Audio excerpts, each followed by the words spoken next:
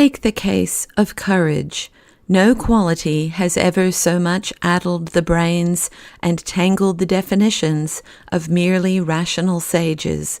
Courage is almost a contradiction in terms. It means a strong desire to live, taking the form of a readiness to die. He that will lose his life, the same shall save it, is not a piece of mysticism for saints and heroes. It is a piece of everyday advice for sailors or mountaineers. It might be printed in an alpine guide or a drill book.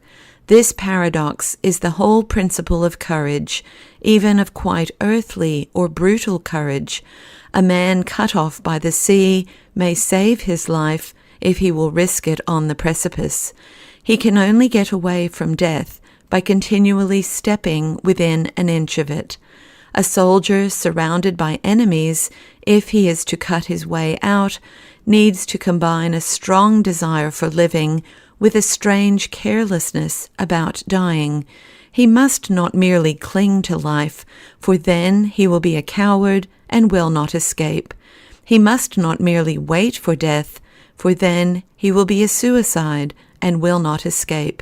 He must seek his life in a spirit of furious indifference to it. He must desire life like water, and yet drink death like wine. No philosopher, I fancy, has ever expressed this romantic riddle with adequate lucidity, and I certainly have not done so. But Christianity has done more.